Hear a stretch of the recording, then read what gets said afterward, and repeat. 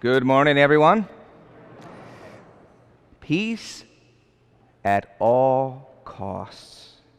Let's keep the peace. Peace at all costs. That is not the gospel of Jesus Christ. Peace at all costs. That is not the gospel of Jesus Christ.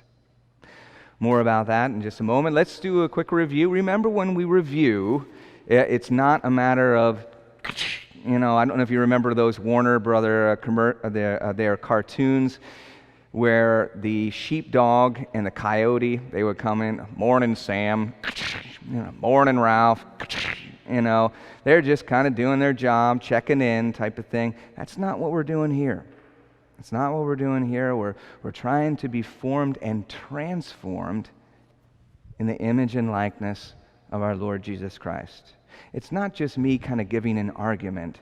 It's the Spirit of God and the power of His Word and the power of His presence, that if we're open to it, He opens our eyes and continues to help us to move forward. So let's review that. A couple weeks ago, we heard Jesus say, "Be rich in the things that matter to God." The way that we put it and crystallize that gospel is, do not miss it. So what we do in life echoes in eternity. And what kind of echoes in eternity? Most especially those interactions with people. I encouraged us to make a list of 3, maybe even as high as 10. So I'll be honest, I've struggled over the last couple weeks, very, very busy. I did get to call my mom. I told you about that 2 weeks ago. Really haven't made the time to call anyone else on that list. So I'm behind. I'll admit that. Where are you? Okay. So do not miss it. Let's not miss those opportunities, because what we do in life, the good is really going to echo in eternity. Last week we heard Jesus' words, also very, very cutting. He said, "To those who have been given much," that's every single one in this room, "to those who have been given much, much will be expected from you. And to those who have been given more," and so here he is talking more responsibility in a spiritual sense, the pastors and the bishops, they will be responsible for more. Much will be expected, even more will be expected from them. They'll have 2 judgments, said St. Augustine. Okay, so a good moment for us to take a step back and say, all right, God has given me these resources. He's given me this time, and He's given me these talents. Okay, what are the sins of omission that are in my life? In other words, not this, don't fall into shame. Okay, shame is from Satan. Guilt is a gift from God for greatness. Guilt is specific, and it says, okay, I have received this invitation, or I see clearly I can meet this need with my talent, with my resources, with my time. I choose not to do it. Okay? It is an act of the will not to do it. Not this general sense of, well, I should be doing more and stuff like that. Don't fall into that. That's Satan saying, you're not doing enough. You're not good enough. Okay? That's not true. You and I are children of God, sons and daughters of God, of the Most High, with dignity and intellect to know the truth and a will to choose it, and a call to greatness in love. So don't listen to those particular voices. But let's be honest with ourselves. When we have that opportunity, we can identify it very clearly. I hear you, Lord. I hear you. You want me to do this. You want me to give this. You want me to use this for your glory. I really don't want to do that. Okay? So those are the things that we want to acknowledge there. Now, today, peace at all costs.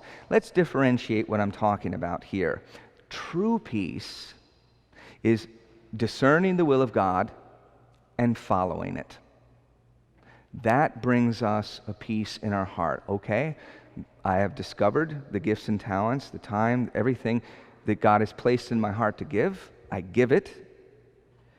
And there's all kinds of sacrifices, but there's nothing, the peace that I have there. What's an example of that in your life? I shared that, one of the clear examples, those few weeks ago when, it was time for vacation, and then one of my good friends, his mom passed away, and I realized I'm going to have to give up a day of my vacation to go up there and to be with him and to stand behind my buddy. And you know what? It was hard to lose that day of vacation, but it was nothing compared to the peace that was in my heart, knowing that I made the right decision and sacrificed. That's the kind of peace that we're talking about. Now, what is he saying there? He's not saying that he doesn't really want peace among us all. He's differentiating this peace of following the will of God, doing the right thing, and nothing can be taken from you, versus avoiding confrontation. We avoid the confrontation, and there, we'll establish peace. The reality is that if we want peace in our families, in our community, at work, in the right place, the right time, and in the right way, we have to confront. And I'll tell you what, have you ever experienced like a situation where you find yourself getting angry more quickly? Why am I so irritated? Why am I so angry these days? A lot of times, we are angry at ourselves for not listening to the still small voice in our head that God is saying, confront this. And what we're doing is we're just glazing it over. And when we find, there's a certain sense where, we've kept the peace, but it's building. It's building. And there's an unrest there. If God is calling us to do something, to make a confrontation, and again, I'm not talking about getting in somebody's face or being uncharitable or being unwise. That is not the will of God either. But it is listening to the still small voice of reason and God's very presence where we have to follow that. And when we do, there's going to be a little unrest. But following that, there'll be a deep-seated peace that can't be taken. Jeremiah, we see that he spoke his word. What did he get for it? Thrown into a cistern. Well, here somebody advocated for him and they pulled him out. Jesus, he spoke the truth. What did he get? Crucifixion. But he was willing to do that out of love.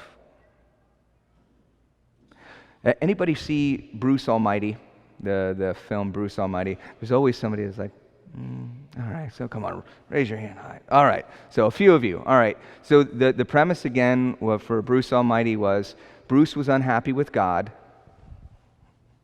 All right, God shows up, says, I'm going to give you my powers and I'm going to give you 2 rules. 1, you're not God, so don't tell anybody that you are. That's pretty good theology, by the way. So a lot of times we want to tell God how to do things. We got to just remember, I'm not God. The other thing is that you can't mess with free will. That also is good theology. Parents, we can't manipulate our children. We can set rules. Hey, this is my house. So you're going to come to Mass. Gee, Father, with our adult children, your house, your rules. When you're here, we come to church. It goes with high school as well. That's difficult. You know what? You can come, you can be respectful, you can listen, you can ask any question you want. You, Father, I don't know the answers. Well, I don't know all of them either, but let's enter into a good discussion. These are kind of confrontations that are important. At some point in the movie, Bruce is hearing all these prayers, and he moves all the prayers into email form. And he spends all this time answering the emails, and he says, forget it. Everybody gets what they want. Yes to everything. Can you imagine as a parent if you did that? Yes to everything. That's what he did. Yes to everything. And what happened? Everybody won the lottery. All right? And everybody got $5.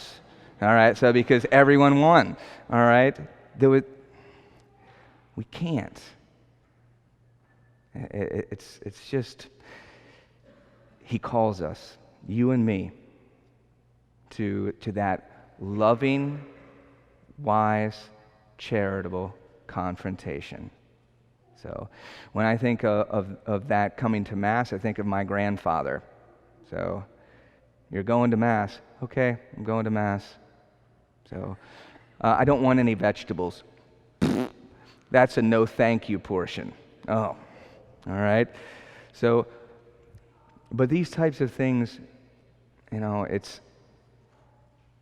wants us to enter in. Here's a little bit of confrontation, all right? I noticed, and I'm starting to notice, that we're having an increase in a number of people receiving Holy Communion and then walking right out, okay? We have to stop that. I say again, we have to stop that.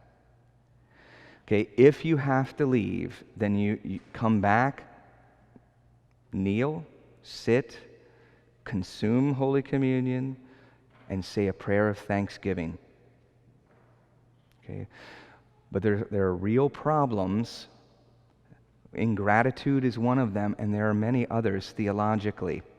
Okay, to walk out immediately when you receive communion. So I say that not as a hoop to jump through, but really as a deep desire for you to experience God's embrace in its fullest sense and to thank Him for it. I have to say, there's a little bit of anger that I've been experiencing because of that. And I know that God has been asking me to do this for some time, but it's confrontive. And so I have to say, I feel better that I've tried to offer it in a loving way.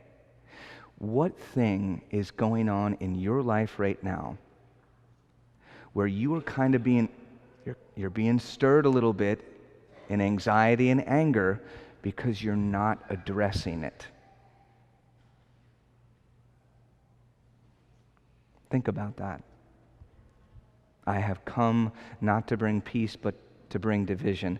Well, what he's really saying there is, I've come to call you into confrontation that you might have peace.